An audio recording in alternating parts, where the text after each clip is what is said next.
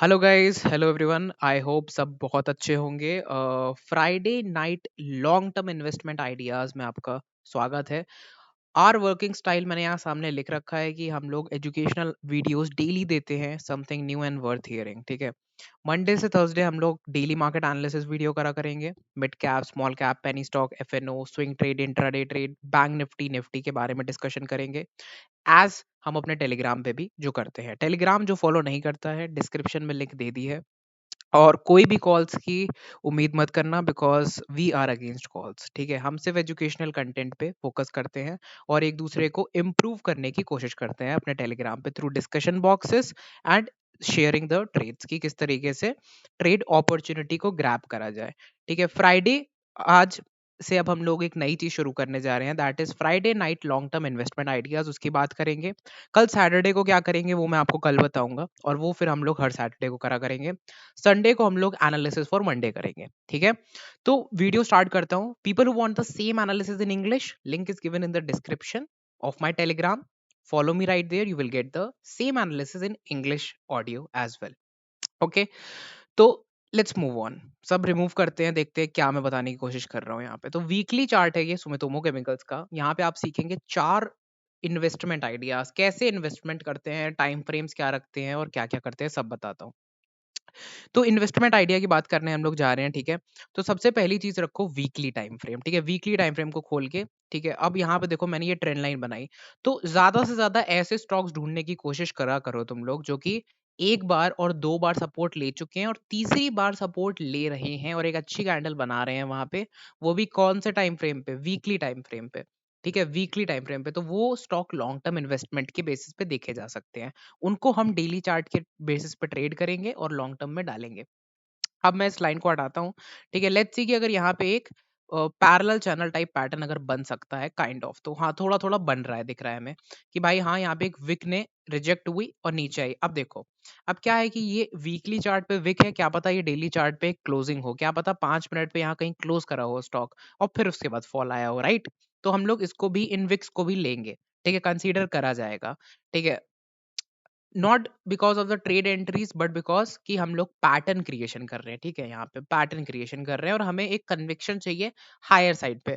ठीक है, तो हायर साइड पे कन्विक्शन हमारा स्ट्रांग उतना नहीं है। इसका मतलब है कि स्टॉक क्या पता ये बहुत इजीली ब्रेक कर दे। समझ में आया? क्योंकि पीछे विक्स भी हम लोगों ने इंक्लूडेड करी है, जबकि हमें नीचे के साइड पे बॉडीज इंक्लूड करनी होती है मोस्टली, एंड दैट इज कि ये देखो, ये green body closing, green body closing, और यहाँ पे हमें कुछ भी नहीं मिला। क्यों? क्योंकि यहाँ पे आके सपोर्ट लिया और स्ट्रांग दिख रहा है चार्ट यहाँ पे। अब ये पैरेलल चैनल बना रहने देते हैं। ठीक है, और हमको ऑलरेडी दिख रहा है ऊपर कहाँ तक जा सकता है अब ये जिस तरीके से मूवमेंट देता है। अब अगर डेली चार्ट अगर आप खोलोगे जाके तो आपको क्लियर कट दिखाई देगा कि कितने प्यारे तरीके से इसने यहाँ पे ये जो है ब्रेकआउट दे दिया है ऐसे। ठीक है, कितने प्यारे तरीके से इसने यहाँ पे ये इस पर्टिकुलर ट्रेंड लाइन का देखो, यहाँ आया क्लोजिंग नहीं दी, फिर आया क्लोजिंग नहीं दी, फिर आया क्लोजिंग नहीं दी, फिर एक बहुत लंबे समय के बाद स्टॉक आता है और क्लोजिंग अभी भी नहीं देता है, फिर आता है क्लोजिंग नहीं देता है, तो क्या होगा? फॉल होगा। बट क्या हुआ? हुआ ये कि उसने एक गैप अप दिया, सुमितोमो केमिकल्स ने। ठीक है, और वो गैप अप के बाद ये, इस गैप को क्या कहते हैं? Break away gap. मतलब ब्रेक अवे गैप क्या होता है? Question mark. तो ब्रेक अवे गैप वो गैप होता है गाइस जिससे कि मार्केट जो है जब सस्टेन नहीं कर पा रही होती है एक लेवल को बार बार, ठीक है, तो उस लेवल को ब्रेक करने के लिए, उस लेवल को रिमूव करने के लिए वो एक गैप क्रिएट करती है। ठीक है, वो एक गैप क्रिएट करती है। तो इस गैप को क्रिएशन के बाद यहाँ पे देखो क्या हुआ कि उसने इसी गैप को फिल करने की कोशिश करी, बट वो पूरा फिल भी नहीं हुआ था और ऊपर एक प्राइस एक्शन क्रिएट हो गया। ठीक है, जो कि एक हैमर कैंडल में कन्वर्ट होता है। तो हम लोग स्टॉप लॉस क्या रखेंगे, ट्रेड एंट्री क्या रखेंगे? तो मल्टीपल चीजें हैं यहाँ पे। ये पूरा एक जो यहाँ पे प्राइस एक्शन है, ये पूरा का पूरा टॉर्मेंट हो चुका है। सेलर्स जा चुके हैं। ये देखो कितना क्रूशियल एरिया हुआ करता था। ब्रेक डाउन के बाद ये एरिया कभी ब्रेकआउट नहीं हो पाया। समझ में आ रहा है कितना इंपॉर्टेंट एरिया है ये? तो हम एस एल रखेंगे गाइस, या तो आप इस हैमर के विक के नीचे रख लो, या तो बेस्ट रहेगा यहाँ रखो, ये बेस्ट है। और टारगेट नंबर वन क्या लोगे? टारगेट नंबर वन तो भाई 460 से तो कम लेंगे ही नहीं, ये लेके चलो। और ऊपर के साइड पे आप देखो, ऐसा तो है नहीं कि ये यहीं जाएगा एक दिन के अंदर, यहाँ थोड़ी ना चला जाएगा। आप खुद सोचो, क्या ये जा सकता है? यहाँ पे जा तो सकता है, 20% है।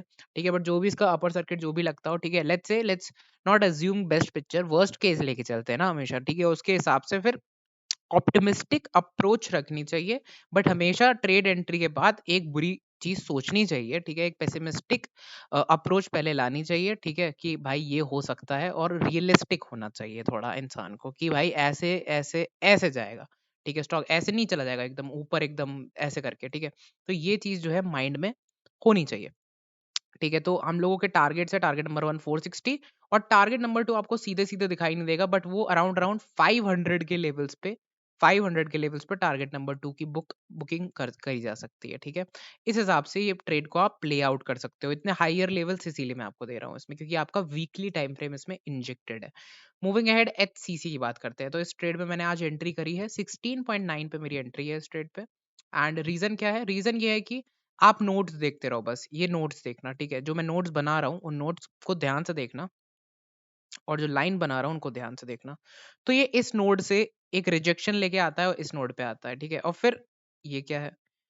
ये इस नोड से पूरा नीचे से रिजेक्शन लेके इस नोड पे आता है, इस नोड से रिजेक्शन लेके इस नोड पे आता है। क्या है ये? ये है classic textbook head and shoulder, but कौन सा वाला? Inverted head and shoulder. हमारी मार्केट कैसी है? ओवरऑल ट्रेंड क्या है निफ्टी का, बैंक निफ्टी का? बुलिश। हर stock mid cap small cap किस ट्रेंड में चल रहे हैं? बुलिश ट्रेंड में चल रहे हैं, ठीक है? तो मार्केट जब बुलिश होती है और inverted head and shoulder pattern कोई स्टॉक बनाता है, ठीक है, उस बुलिश मार्केट में, उस बुलिश टाइम साइकिल पे जब चल रही होती है चीजें, तो मार्केट जो है ज़्यादा अच्छे ब्रेकआउट्स देता है, ठीक है? तो ये बहुत अच्छा ब्रेकआउट है मंथली टाइम फ्रेम पे यहाँ। और उसके बाद क्या हुआ है? क्लासिक कन्वर्जन ऑफ पैटर्न, ठीक है, into a symmetrical triangle. Symmetrical triangle में कन्वर्जन हुआ, आपका एक सर्किट लग चुका है यहाँ पे। अगर आपको ये स्टॉक मिलता है लेने को तो बहुत ही ब्यूटीफुल स्टॉक है, ठीक है? एंड द रीजन इज कि आपका पहला टारगेट जो है वो बहुत ही अच्छे रिटर्न्स दे रहा है आपको एक स्मॉल इंटरवल ऑफ टाइम में, ठीक है? तो एक एसएल रखेंगे हम 6% का करेंट मार्केट प्राइसेस से, ठीक है? 10% 11% का टारगेट वन रखेंगे और 24% का गाइस 24% 25% का टारगेट नंबर टू रखेंगे। अब पूछोगे 21 कैसे रखा? तो पीछे आता हूं मैं टाइम में, ठीक है? अब इसमें फिबोनाची एक्सटेंशन मैंने इसलिए नहीं बनाया, अगर तुम लोग पूछना चाहते हो तो डेफिनेटली क्वेश्चंस पूछा करो क्यों नहीं बनाया फिबोनाची एक्सटेंशन। पिछले में तो बनाया था क्योंकि वो ऑल टाइम हाइस पे था। यहाँ पीछे प्राइस एक्शन है हमारे पास, हिस्टोरिकल डेटा अगर है तो फिबोनाची एक्सटेंशन नहीं बनाने की जरूरत है, ठीक है? यहाँ पे देखो कैसे एक फॉल आता है प्राइस में और प्राइस उसके बाद एक यहाँ पे सीधा डिप मारता है। तो ठीक है, ये कहाँ से डिप मारा है? देखो पहली ब्रेकडाउन कैंडल ये आई, फिर एक रिजेक्शन आया ना ऊपर के लिए। पहले ये प्राइस फिर ऊपर जाना चाहता था बट इस पॉइंट ने रिजेक्ट करके इसको गिराया। तो जिस पॉइंट ने रिजेक्ट करके गिराया वो हमारा रेजिस्टेंस बन जाएगा, पहला रेजिस्टेंस। तो वो है हमारा डेली चार्ट पे ये एरिया जो कि है 21.3। अब आगे चलते हैं।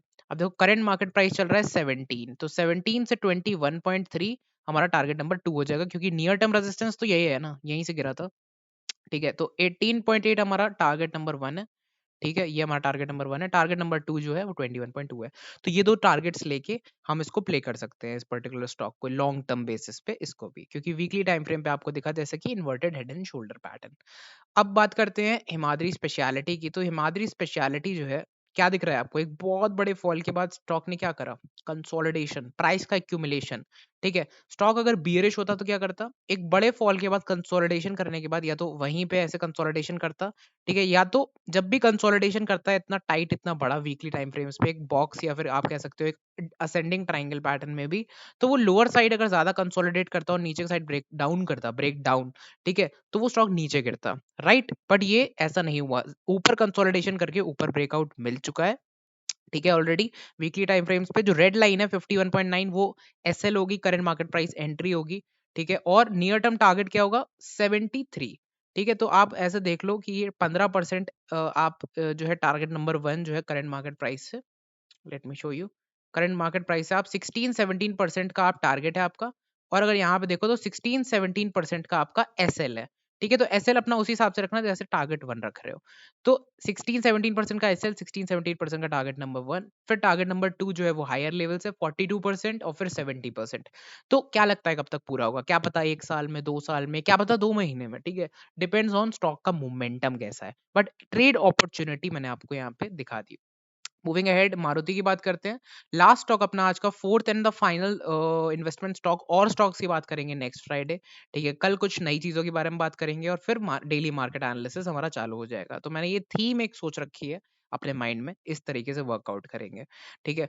तो यहाँ पे देखो ये नोड नंबर 1, नोड नंबर 2, ठीक है, नोड नंबर 3, नोड नंबर 4। अब नीचे की साइड देखो ब्रेकडाउन मिला, फिर ऊपर आ गया, ब्रेकडाउन मिला, फिर ऊपर आ गया। तो नीचे तो भाई हमें पता था अच्छे से कि जब भी अगर यहाँ पे भी ब्रेकडाउन दे देता तो भाई ऊपर आ जाते हमारे, ठीक है? तो ये इनकी करने की ये एक टेंडेंसी है, ठीक है? अब अगर ध्यान से देखो तो ये फॉल हुआ, ऊपर आया, और ज़्यादा फॉल हुआ, फिर ऊपर आया और फिर से फॉल होके ऊपर आया। तो ये inverted head and shoulder type का कह सकते हैं एक पैटर्न है। एग्ज़ैक्टली टेक्स्ट बुक बेस्ड नहीं है, बट टाइप टाइप का लग रहा है। अब यहाँ पे अगर ध्यान से एक और पॉइंट देखें ऑब्जर्वेशन कि ये जब भी ऊपर जाता है तो एक स्टीप फॉल नीचे आता है, मतलब ऊपर जाते ही नीचे, ऊपर जाते ही नीचे। अब क्या हुआ, ऊपर जाते ही नीचे नहीं आ रहा देखो, फिर देखो ऊपर जाते ही नीचे नहीं आ रहा है। ऑल्दो ऊपर नहीं जा पा रहा है, बट देखो नीचे भी नहीं आ रहा है। तो ये देखो एक ट्रेंड लाइन इस तरीके से बन रही है। तो नीचे नहीं आ रहा, मतलब बायर्स पहले ही बाय कर रहे हैं, जल्दी-जल्दी बाय कर रहे हैं, क्योंकि उन्हें ऊपर प्राइस को निकालना है अब जल्दी, ठीक है? अब और नीचे बार-बार क्यों लेके आएँगे? अगर उन्हें मारुति को 10,000 ले जाना है, तो वो बार-बार 6,000 5,000 क्यों लेके आएँगे, ठीक है? वो जल्दी बाय करेंगे उसे, इसीलिए ये प्राइस एक्शन इस तरीके से प्रिपेयर होता है। इसे कहते हैं हम लोग असेंडिंग ट्रायंगल, राइट? तो इसकी थ्योरी यही होती है कि जल्दी बायर्स बाय एक्टिवेट करते हैं, जिससे कि प्राइस ऊपर पॉप आउट हो। पॉप आउट हो चुका है, कभी भी पोजीशंस बनाएँगे तो उसका एसएल क्या रखेंगे? डेली टाइम फ्रेम्स पे एसएल रखा जाएगा, ठीक है? एसएल रखा जाएगा अपना 7685 का एक राउंड नंबर अगर हम लोग देखें तो 7600 का एसएल रख सकते हैं, ठीक है? करंट मार्केट प्राइसेस पे एंट्री लॉन्ग टर्म के लिए। Target number 1 all time highs होगा 9600 का, एंड उसके बाद देखो अब ऑल टाइम हाइज़ पे पहुँच गया ना स्टॉक, ठीक है? पिछले स्टॉक्स की तरह इसमें वो तो है नहीं हिस्टोरिक डेटा जब तक है ये करो, अदरवाइज़ टॉप से लेके एक बॉटम तक की एक फिबोनाची स्विंग हाई से स्विंग लो तक की बनाओ, and you will get the targets. तो क्या दिख रहा है टारगेट? 11,100 का टारगेट दिख रहा है। तो टारगेट नंबर 1 ये है, हिट करता है, पीछे आता है, ठीक है? और किसी ट्रेंड लाइन पे सपोर्ट लेता है, फिर ऊपर जाता है इस तरीके से। क्या पता ये 2 महीने में, 3 महीने में, 4 महीने में कितना टाइम लगे किसी को नहीं पता। बट एक अच्छी ट्रेड अपॉर्च्युनिटी दिख रही है इन मारुति, ठीक है? Thank you so much for watching this video. I hope आपको कुछ एजुकेशनल बेस्ड कंटेंट इस वीडियो में समझ में आया होगा। 4 स्टॉक्स थे इन्वेस्टमेंट बेस्ड, और अब आपको स्कीम भी पता चल गई है। टेलीग्राम पे डेली मार्केट एनालिसिस होता है और अपडेट्स चलते रहते हैं। Daily market trades, chart discussion boxes होते हैं बाकायदा, जिसमें आप अपने व्यूज रख सकते हैं बैंक निफ्टी निफ्टी की, ठीक है? कॉल्स ना पूछिएगा, ना आपको कोई बताने वाला है। पूछेंगे तो क्या पता आपको कमेंट भी डिलीट कर दिया जाए, ठीक है? तो we only believe on education, एक दूसरे को शेयर करेंगे, एक दूसरे को चार्ट शेयर करेंगे एंड ग्रो करेंगे independently. Thank you so much for watching the video. Telegram जरूर ज्वाइन करना, लिंक डिस्क्रिप्शन में है। लाइक शेयर एंड सब्सक्राइब जो होता है वो आपका काम है करना। Thank you so much for watching the video. Next video में मिलते हैं।